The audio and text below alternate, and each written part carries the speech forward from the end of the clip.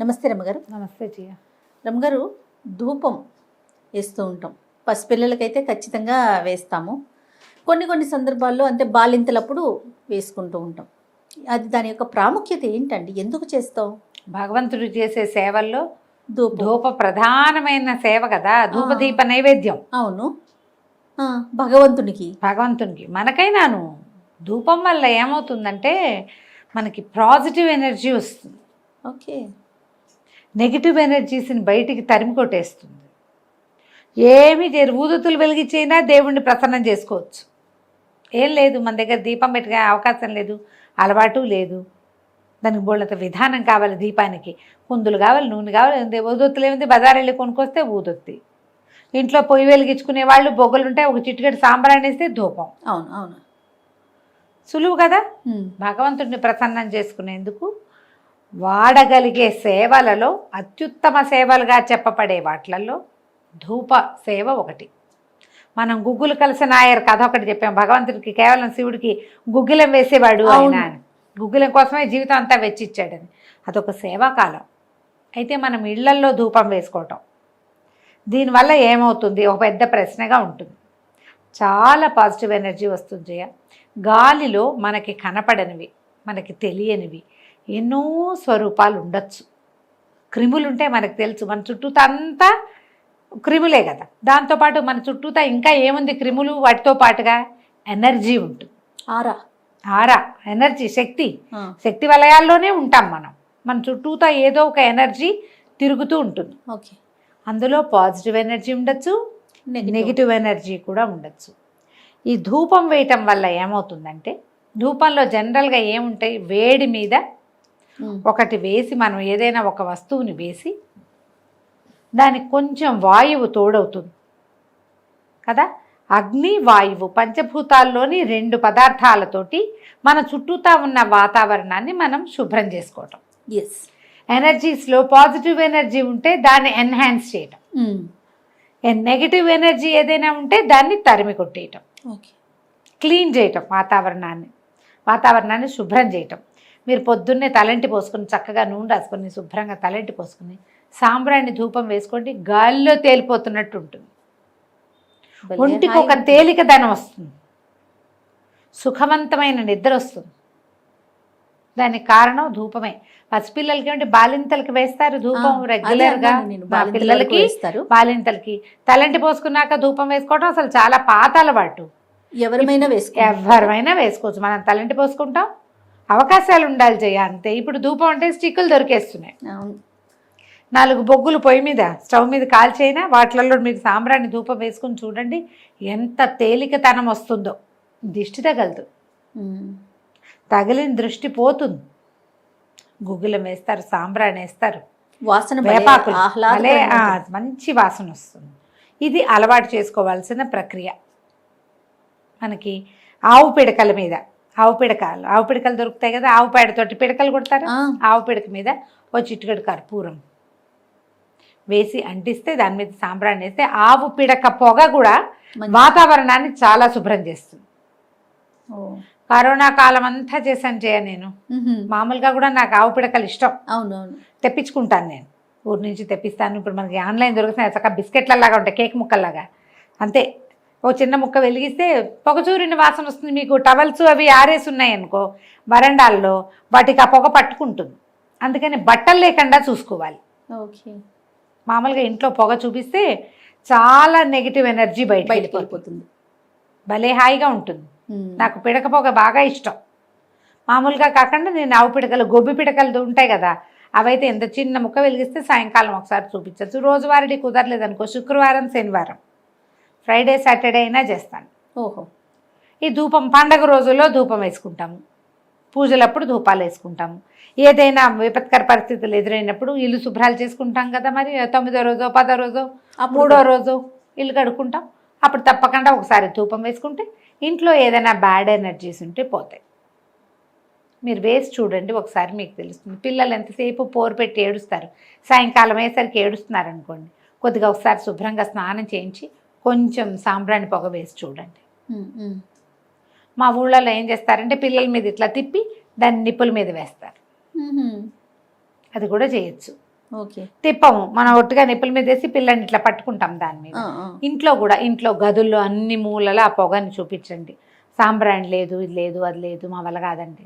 సాంబ్రాణి ధూప్ స్టిక్స్ దొరికేస్తున్నాయి, సాంబ్రాణివే దొరుకుతాయి, అది ఎందులోనే వేసి అంటించుకోండి. దాన్ని పట్టు చేత పుచ్చుకుని వెళ్ళి గదుల్లో, బీరువాల దగ్గర, బట్టల దగ్గర, మూలలు కోసిగా ఉండే వాటి చోట్ల, అలాంటి చోట్లే నెగిటివ్ ఎనర్జీస్ ఉండిపోతాయి. ఇల్లంతా చూపించడం, వాకిలి వైపుకి చూపించుకోవటం, చూపిస్తే ఈ ధూపం వల్ల ఇంట్లో ఒక తేలికతనం వస్తుంది. మీకు ఏదైనా మీకు తెలియని సమస్యలు, ఒక రకమైన నస, విసగట, తరచూ కొట్లాటలు అలాంటివి ఉంటే మీరు భగవంతుడి దగ్గర దీపం, సాయంకాలం దీపం పెట్టుకుని ఈ ధూపం దేవుడి దగ్గర చూపించి ఆ ధూపాన్ని పట్టుకెళ్ళి ఇల్లంతా చూపించుకుని చూడండి. సాయంకాలం మంచిదంటారా మీ ఉద్దేశం? సాయంత్రం చాలా మంచిది ఇంట్లో చూపించడానికి. సాయంకాలం వేళ మంచిది. అసలు కొందరు ఇళ్లలో సాంబ్రాణి కడ్డీలు వెలిగిస్తారు, అవి ఇళ్లల్లో చూపిస్తారు. మామూలు అగరబత్తులు వెలిగించుకుంటారు, అవైనా చూపించండి. సాంబ్రాణి అయితే ఇంకా విశేషం, చేయగలిగితే గనక. పిల్లలకి, చిన్నపిల్లలే, మరి చట్టి పిల్లలు కాకపోయినా ఒక 4-5 ఏళ్ళు వచ్చినా, 10 ఏళ్ళు వచ్చినా తలంటి పోసుకున్న రోజున తప్పకుండా శనివారాలు ఎప్పుడో తల రుద్దుతాం కదా, బలవంతం చేస్తాం, అప్పుడు పొగ కూడా వేసి చూడండి. పిల్లల్లో ఎనర్జీ లెవెల్స్లో డిఫరెన్స్ వస్తుంది. ఇది పాత పద్ధతి అయినా ప్రూవెన్ మెథడే పాతకాలంలో. అయితే ఈ పిల్లలకి వేసేటప్పుడు తలుపులన్నీ వేసేసి పొగంతా పిల్లలకి పట్టించేసేద్దాం అనుకోకండి, లంగ్స్లోకి పోతుంది, చాలా ప్రమాదం. ఈ నిప్పుల మీద వేసేటప్పుడు, పిల్లల్ని పట్టుకునేటప్పుడు అప్పుడు జాగ్రత్త. మొత్తం ఇట్లా ముసుగేసి ఆవిరి పట్టినట్టు పొగ పీల్చకూడదు, మనం ఒంటికి తగలాలంతే. అది ఇంట్లో అట్లా అలుముకోవాలి తప్ప అది మనకే లోపలికి పట్టించేసామంటే లంగ్స్ వాడైపోతాయి. అంత పొగ మంచిదైనా పొగ మంచిది కాదు, ఎంత మంచిదైనా పొగ అంత మంచిది కాదు. అట్లా చేయకూడదు, మొత్తం అంతా లోపలికి పీల్చుకోవటము అవి చెయ్యొద్దు, చేయకూడదు, జ్ఞాపకం పెట్టుకోండి. అది ఎంత మట్టుకు వాడాలో అంతే వాడాలి.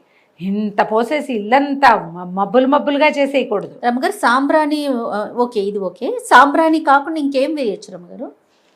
మామూలుగా సాంబ్రాణి వేసుకుంటారు జయ. దీన్ని ఏం చేస్తారు, దాంట్లో ఏమైనా కలుపుతారా? అంటే పల్లెటూళ్ళ వెంట కొంచెం రకరకాల, అంటే ఈ దిష్టిలు అవి పోవటానికి ఏవో కొన్ని రకాల పద్ధతులు చేస్తారు, కానీ వాటికంటే వేపాకులు వేసుకోవచ్చు జయ. సాంబ్రాణి విత్ వేపాక, వేప పొడి సాయంకాలాలు వేసుకునేటప్పుడు ఈగలు దోమలు పోవడానికి వేప పొడి వేస్తారు. ఘాటుగా రాదా? కొంచెం వస్తుంది, మనం ఇల్లు చూపిస్తాం కదా, ఇల్లు క్లీన్ చేయడానికి కదా, అందుకే కదా ఇది పీల్చద్దు అని చెప్పేది. అదేలే, ఏదో లైట్ గా మనకి తగిలితే ఓకే అని తీసుకోకూడదు. ఓకే. దేవుడి గదిలో ధూపం వేస్తారా, ఆ మబ్బులు చీల్చుకుని దేవుడు మనకేసి చూడాల్సి వస్తుంది. అంత చేయబోకండి. అగరత్తులు కూడా 4 వెలిగించి ఇంత కుప్పలాగా రాకూడదు. అది స్వల్పం, నువ్వు కానీ పొగగా ఉన్న గదిలో కూర్చోగలవా? అసలు కూర్చోలేం కదా. అలాగే భగవంతుడు కూడా ఒక్కటే అగరబత్తి 3 వెలిగించి ఇంత పొగ తెప్పించి ఆ పొగలో నువ్వు కూడా కూర్చుని దగ్గుకుంటూ లంగ్స్ చచ్చిపోతాయి. అంత చేయకూడదు, కొద్దిగా చేయాలి, మోతాదుగా చేసి చూడండి. మీరు ఎంత మోతాదుగా చేస్తే అంత మంచిది. ఓకే. రోజువారీ చేయండి. ఇందులో ఏమిటి కావాల్సింది? కన్సిస్టెన్సీ. ధూపం కాదు, రోజు అది కొంచెంగా, కొద్దిపాటికి. నేనేం చేస్తాను, ఈజీ మెథడ్ చెప్పేది. ఈ మన కొబ్బరి చిప్పలు, కొబ్బరికాయ కొట్టి వాడుకుంటామా, ఆ చిప్పలు కొంచెం బాల్కనీలో పడేసి పెడతా.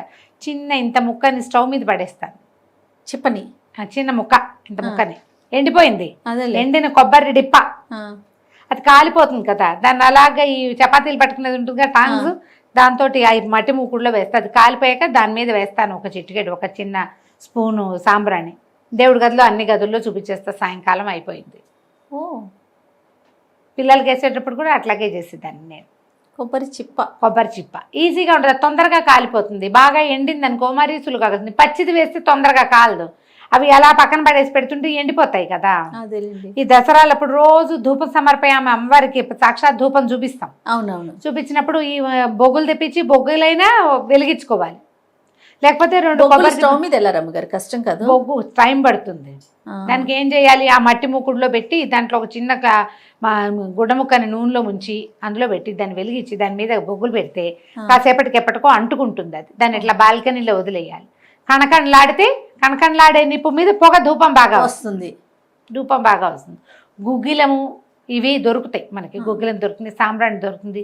మనం గుగ్గిలం కంటే సాంబ్రాణి వాడడమే మన పద్ధతి. గవ సాంబ్రాణి అని దొరుకుతుంది తెల్లగా, ఓ బాటిల్లో పోసి పెడితే ఓ చిటికెట్ తీసి వేసుకోవటం. అంత వేస్తే చాలా, చిటిక అంటే మరీ నలకే వస్తుంది కదా, నేను స్మార్ట్గా చెప్తున్నా కానీ అంత వేసుకోవచ్చు. Okay. ఒక చిన్న స్పూన్ పడుతుంది, వేసేస్తే మనకు మొత్తం అన్ని గదులు చేత పుచ్చుకున్నాం అనుకో, అన్ని గదులను ఒక్కో చిటిక చొప్పున వేసుకుంటూ వెళ్తే సరే. గదులన్నిట్లకి సరిపోతుంది. తలుపులు తీసి పెట్టండి, మూసేసి పొగ పెట్టుకోకూడదు ఎప్పుడు. అవును, చాలా మంది పొమ్మలు లేక పొగ పెట్టారంటారు చూడు, అలా చేయకూడదు. చాలా మంది అదే చేస్తారండి, పొగ మన ఇంట్లోనే ఉండాలి, అలాగా ఆ సువాసన మనకే రావాలండి, అన్ని క్లోజ్ చేసి వేస్తాం. వేయకూడదు, ప్రమాదము, ఆరోగ్యం పాడవుతుంది. రైట్, అలా చేయకూడదు. తలుపులు తెరిచి ఉంచండి. పొగ బయటికి వెళ్తే పొగతో పాటు నెగిటివ్ ఎనర్జీస్ వెళ్ళిపోతాయి, బయటికి పాజిటివ్ ఎనర్జీ పోదు, పాజిటివ్ ఎనర్జీ పెరుగుతుంది. రైట్, నెగిటివ్స్ పారిపోదలుచుకుని బయటికి పారిపోతాయి.